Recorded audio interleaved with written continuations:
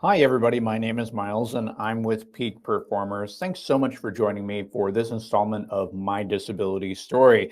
I am so excited to invite Greer on today to talk with me about her particular disability story. Greer, would you mind introducing yourself? Yeah, hi. I'm so excited to be here. Greer Procich, I use she, her pronouns. I have long brown hair. I'm wearing a half zip sweatshirt that's white. I have glasses on, headphones, and over my shoulder, you'll be able to see my little stained glass puppy with a dog in his mouth. But I'm so excited to be here. Myles and I'm so lucky to be connected with you through this Rethink Ability work that we're doing. And I'm just so excited to have the opportunity to chat with you today. I'm excited as well, and I appreciate the call out for our blind community. So I can describe my own settings. I am a white male that's 5'8", sitting in a room with wood paneling, and I'm wearing a purple shirt. So for all of our blind listeners that are tuning in, thank you so much for joining us as well.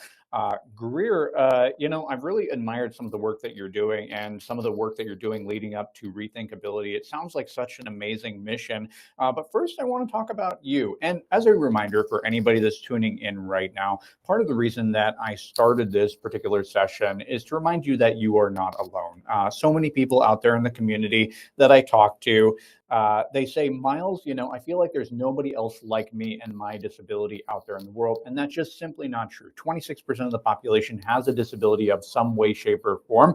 And yes, we are a diverse bunch of people that have many different life experiences. But one of the things that I like to do is highlight some of the best and the brightest within our community and showcase their particular lived experience. So having said that, Greer, what is your disability story? Well, I have a long one.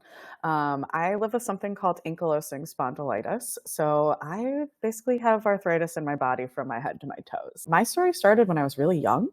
But unfortunately, when I was young, arthritis wasn't a thing in juveniles, right? And so I was just tossed around doctor to doctor. I was diagnosed with chronically loose joints, which was a fine diagnosis at that point in time, Hmm. apparently.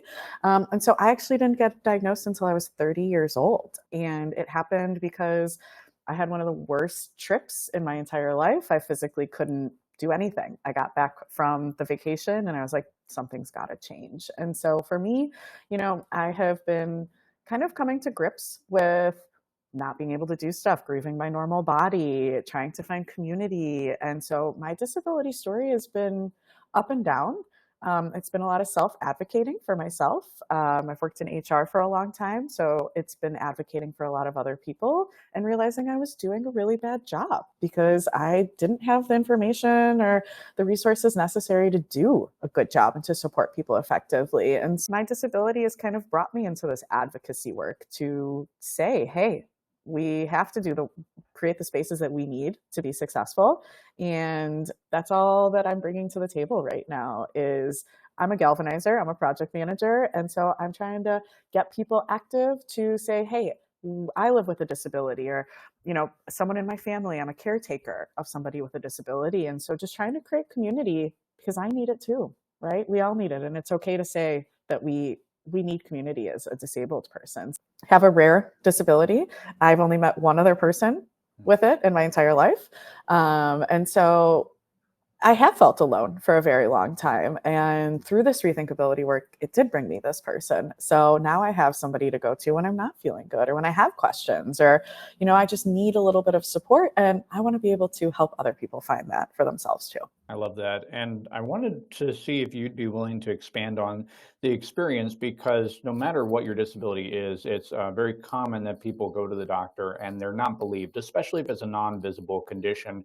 So, what is that experience like, and how do you go about balancing self-advocacy with taking the professional opinions of medical professionals? You wouldn't look at me and think I had a disability. Just you wouldn't. I don't have any mobility aids. I look fine. And so it's hard to go to a doctor and have them believe you, especially as a woman. And so it's a lot of self advocacy. So I have been very lucky to have good doctors throughout this experience. And so when I was starting, I didn't know what was wrong with me. I just knew I was in pain all the time. And I thought maybe I had something called fibromyalgia. So I had a doctor or a conversation with my doctor, and he said, I absolutely refuse to diagnose you with this, because if I put this on your chart, it will follow you forever and no doctor will take you seriously moving forward. And that was eye-opening to me. Was like, even if this is what I have, you're not going to diagnose me with it, because it could impede me for getting treatment in the future. And so I have, just up until it's been almost 10 years since I've been diagnosed, and I'm just figuring out treatment right now that is working for me. My experience has been up and down and alone. I haven't really been able to lean on anybody else. And I have been that person that has taken disability leave at work and felt super alone during that time and not know how to navigate it or what to do during that time off. So for me, it's really just about trying to figure out what I need on a daily basis. We had to push this podcast, for example, because of my treatment, because I was not up to it. And if you would have seen me on Monday, this would not have been a fun conversation to listen to. So I think for me, it's just been a lot of grieving my body. It's been a lot of grieving what was normal and trying to accept this new normal of where I am right now and understanding like it's going to look different day to day. I think one of the things that you bring up that many people aren't aware of, they assume that the ADA or Americans with Disabilities Act has a definitive list of here are all the disabilities that are recognized. And the interesting thing is that they do not maintain such a list because it is such it not only is it such a large list, but it also includes a lot of things like rare diseases. It also includes things that we are still discovering. So, Mhm. for example, under the Biden administration, they officially recognized long COVID Mhm. as a qualifying ADA medical condition, too. I was curious, how do you find community? You said you've only ever met one person that has the same as you. Like, were you excited to meet that person? Like, what was that experience like for you? I will never forget it. So her name is Dr. Keela Cadet. She's one of our steering committee members for Rethink Ability. And when I first was having a conversation with her, she said, yeah, introductions, I have ankylosing spondylitis. And I said, I am sorry, but I have to interrupt you because I've never met anybody else with this. And I don't even know how to react right now. My name is Greer. I've also not met other Greers very often. So now I have this weird name and this weird disability, right? And so finding somebody who had it, we text all the time. We check in on each other. We see how we're doing. How's your treatment going? How are you feeling? And so for me, it was talking about it. It was being able to talk about it and find somebody. And once I found somebody, it felt so much less alone. My body is unpredictable. My body today is not the same as it is tomorrow. And to have somebody that understood that and it can like empathize with that was really, really big for me. And I feel so blessed Mhm. to have this person in my life to be able to commiserate with, or to be able to say like, hey, I'm finding that I'm having more instability in my neck.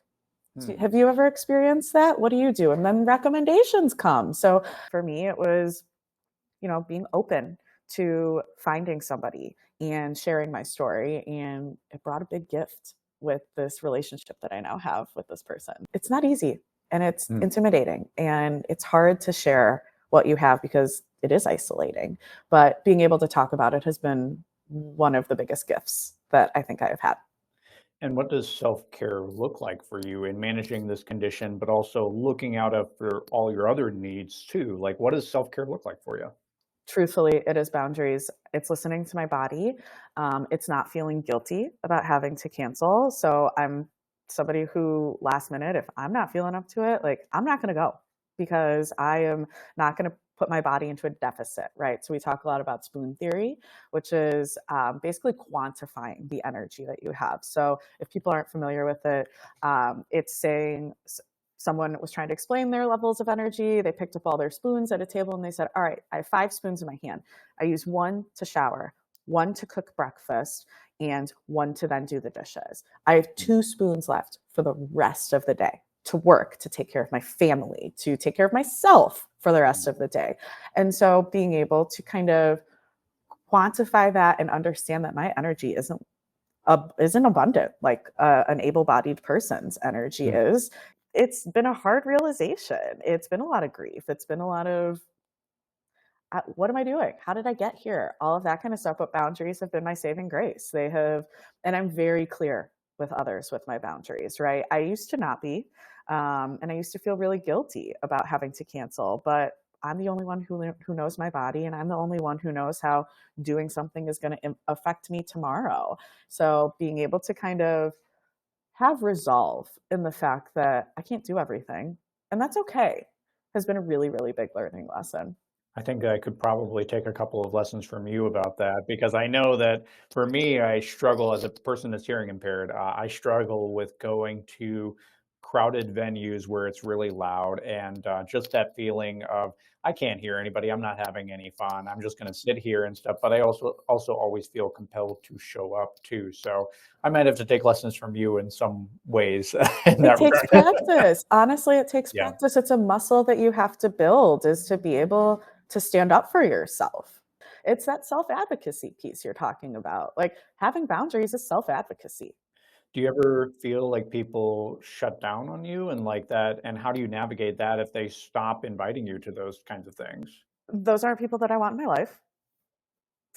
Truthfully, that's what it is. The people who I hold dear and the people who I trust to share my experience and my help with are supportive, right? And it's been a lot of me saying, I'm so sorry, I just don't feel well. It's last minute, I'm canceling. Mm. The people in my life that know me and support me and love me either are like, okay, I'll come to you, or let's reschedule for when you feel better. So I think surrounding myself and being honest Mm. about how I'm feeling has definitely been a big change in my life, and has taken also practice, because I feel more guilty scheduling something and then canceling it than not scheduling something at all. So being able to come to grips with the like, hey, when I made these plans, I was feeling a lot better than I am right now, and reconciling that and doing something about that. The people who trust and believe me and support me, those are the ones who I have kept around me. Well, I wanted to switch gears real quick, and I actually wanted to share a post that you had written. And this is Friday Hot Take. People are scared to hire disabled people because they're scared of them.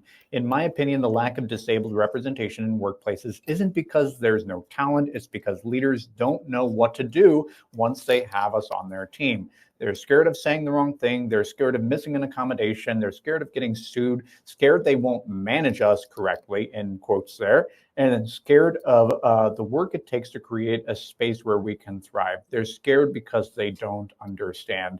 That resonated with me so much because there is such a pervasive culture of fear. And the question that I have for you is that you come from the world of HR, and while HR is often presented as that employee interface, and it is, but in many ways, the primary duties of HR is to protect the needs of the company while also managing those relationships with individual employees.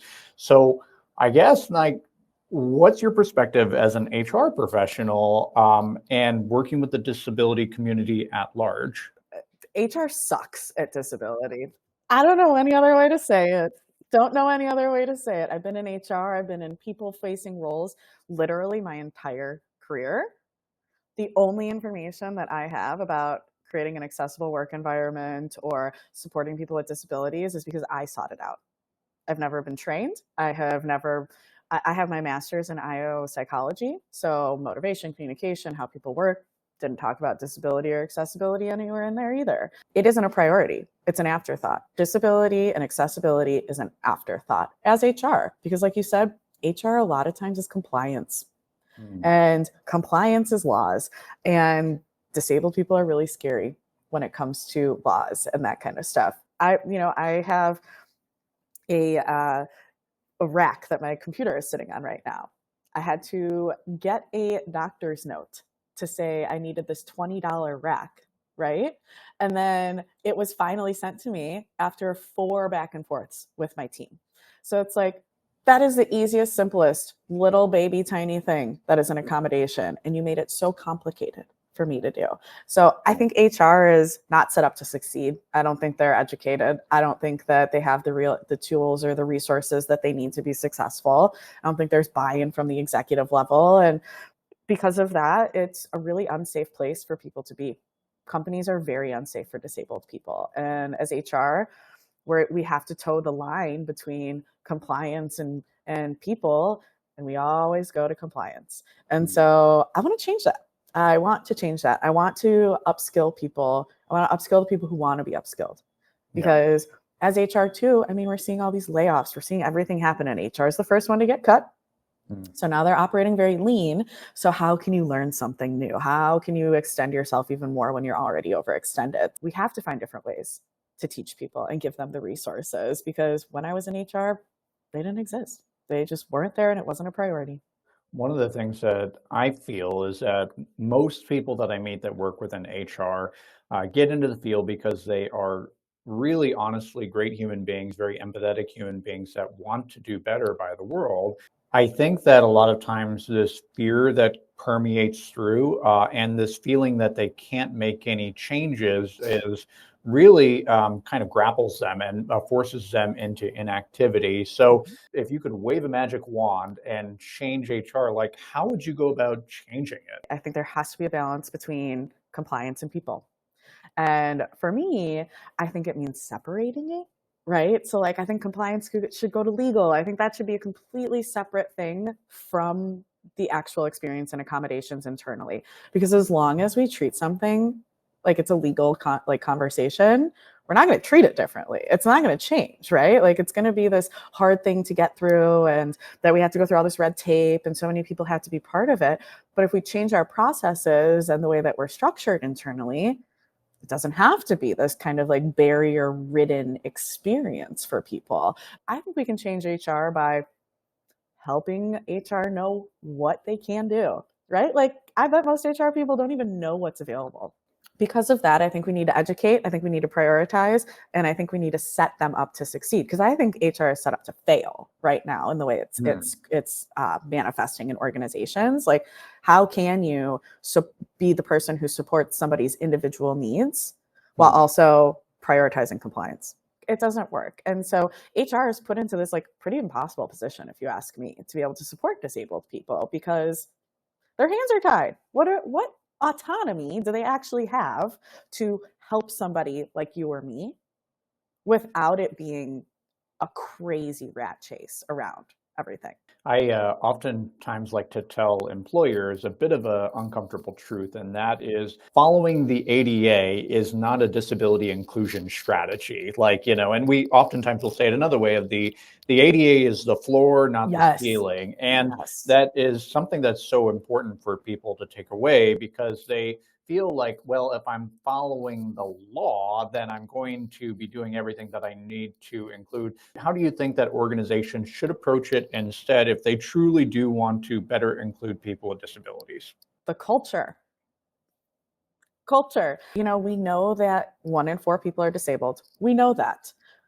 Why are people who are in senior level positions not talking about their disability? Why are they not acknowledging it? Why are they not sharing their lived experience about how they got to where they were, and the barriers and the resources and all of those things that come along with it? So disability is attached to shame right now. And I think we have to destigmatize that. And so for me, it's pulling it in and having conversations about it consistently and realistically, and giving resources that you can actually change. So, like, when we're teaching leaders how to be leaders, we should be teaching leaders also how to support disabled individuals on their teams. We should be teaching leaders how to support somebody who is returning from a leave of absence because they were a caretaker taking care of their parents. This is not what we teach. We teach P&Ls. We teach how to go through this really shitty performance management system that like is biased and isn't going to get you to where you need to be. But we're not teaching people how to be empathetic. We're not teaching people how to reduce the workload. We're not teaching people how to have those conversations that aren't work focused, but are human focused. This is all a failure of just kind of like the capitalistic system that we've created, that we're all cogs in the wheel. And disabled people are cogs in the wheel, but like we're the last case resort for it to be a cog in the wheel in a lot of ways. And we're the first to go when the cog needs to be changed. And so I think we really just have to do it. It's education, and it's stigma and destigmatizing, and we have to have conversations about it. That's the first place to start. I have often felt like when times are good economically, oftentimes people with disabilities will be the last ones to be hired into an organization. And when times are tough, oftentimes people with disabilities are going to be the first ones to go for a myriad of different reasons. I've never been able to actually find like any definitive studies around this, but could you share kind of like from your own experiences, is that on base or like, am I barking up the wrong tree there? Yeah, I mean, I think that's accurate. I think we see the who needs to be cut, who are we spending money on accommodations, right? Really? Like Okay. that's what happens. It's realistic. Like But that should that be siloed, right? Like, that decision? Okay. it shouldn't even impact it. It shouldn't even be part of the conversation, right? Because an accommodation is a legal covered thing. They went through the process, insurance exists, all of this stuff, but like cut them out or give them bad reviews because they're not showing up or they're not communicating the way that we want to, or maybe they're autistic and they just fit into the culture. Like they're not a culture fit. You can make whatever excuses that you want. And that's what companies do. And they make the excuse to protect their friends. And most people who are pretty senior, they are keeping their able-bodied friends around them, and they're not talking about disability or how the stuff is impacting them. So again, it's not trickling down. I have been feeling very pessimistic lately because typically there is a measurement that's used that measures the rate of unemployed people, and particularly those with disabilities, those versus those without. And historically, it typically has been about double the national average of people with disabilities versus those without. However, recently it crept up to 2.3x, which represents what, like a 15% gain in the matter of a month. So this has me feeling very discouraged, but I also feel like there's so many people in the work world that want to do the right thing. So what gives you hope about changing the future? With Rethink Ability, I think I have firsthand seen that this is something people want. People want community. People want to have these conversations. They want to share their stories and they want to make things better. And we just need to find a place for it to happen. So I really think like there's a critical mass of people who are willing to do the work. We've got over 70 people right now who are volunteering for Rethink Ability because they want to make it better. It's there. We could do it. We want to do it, but it's an extra thing. Are they going to take us seriously? Do we have the spoons, right? There's a lot of kind of barriers in our way as disabled people.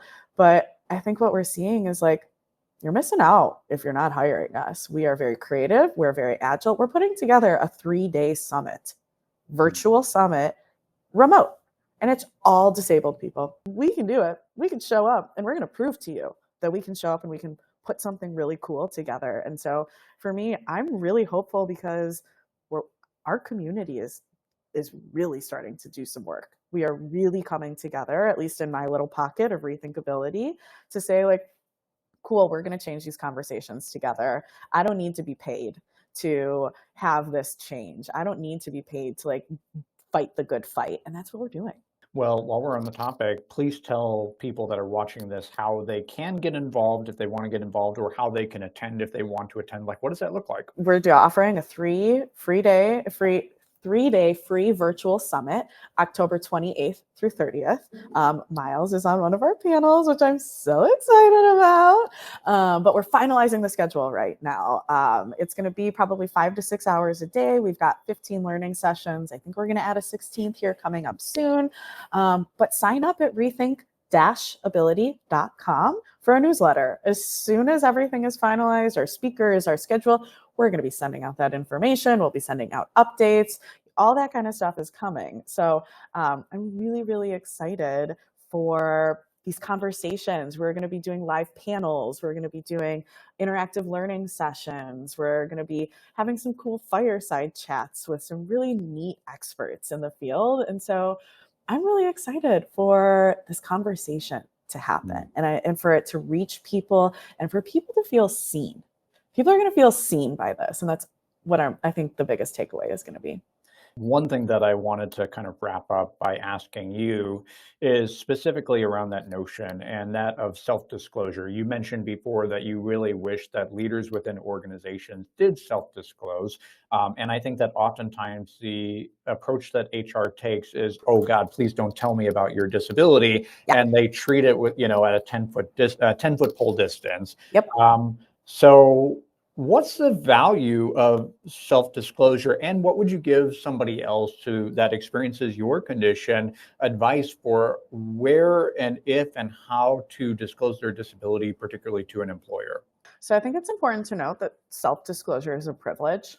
Like I'm a white woman, so it's safer for me to disclose that. And not everybody is in a position where they can share. And so I think that that's an individual thing that you have to kind of weigh, right? I think if you are going to self-disclose and you are going to do all of those things, do it in writing so that it is there, right? Like we have to, this is the HR part of me, protect yourself, get documentation, all of that stuff. And if you are going to self-disclose, really get your ducks in a row before you do it. In terms of leadership self-disclosing, yes, I think it's impactful. I think we should all be talking about it. I think, disability is like this. You can go in it, it could be temporary. We have to remember pregnancy is a short-term disability, right? So things like that we don't associate with disability is disability. And so I think we need to talk about it. I think leaders need to share their experiences because right now it's taboo. It's unsafe. It's all of these things. And so self-disclose if you have the safety to do it.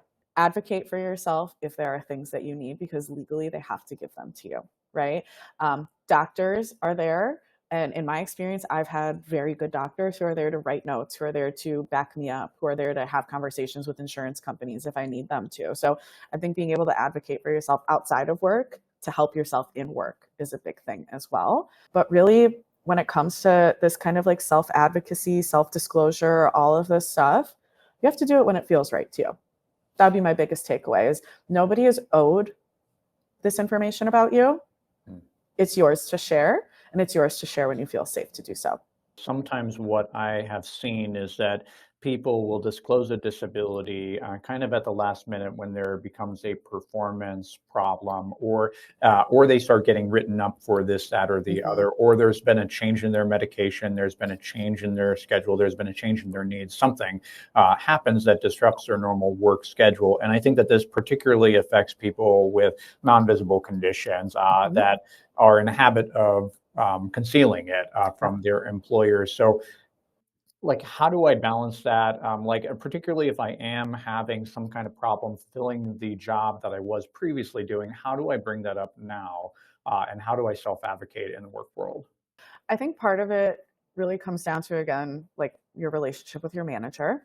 I think a manager's responsibility is to advocate for you and to understand that nobody is ever going to show up at 100% all of the time.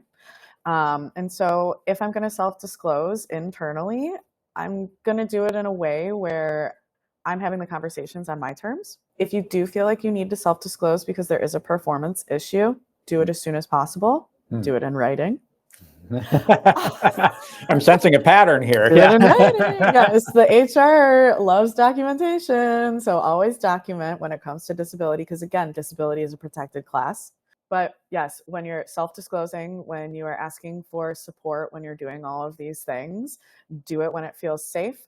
Do it when with a leader who you trust. And if you don't trust leader, bring in HR. Go to HR. That's what they're there for. There's also many organizations that offer EAPs who can give you assistance on how to have these conversations. Your doctor is a great resource as well to be able, they deal with this stuff way more often than any of us would ever assume. And so I think you just have to build that kind of like safety around you to be able to be supported during those conversations. Well, thank you very much, Greer. I appreciate you coming on to talk with me. I feel like this is going to resonate with so many people out there that feel that they're not being seen. So I really hope that they have a chance to experience this. Thank you so much for coming on. Do make sure that you join Greer and everybody else at Rethink Ability. We're really excited about that. When's that coming up? October 28th through 30th. So specific timing on sessions to come, but mark your calendars. And if you are a person that, as I call it, is disability curious, right? Like you have been exposed to people, you know a couple people with disabilities in your life, but you really haven't thought about it. This is a great place for you to join us for having these conversations and deepen your knowledge, because like Greer said, you may not have had a lot of training, you may not have had a lot of exposure, and you may not be exposed to the culture of disability, but this is a great opportunity for you to do just that. Thank you so much for coming on. Again, this has been Myles from Peak Performers. We'll see you next time. Bye for now.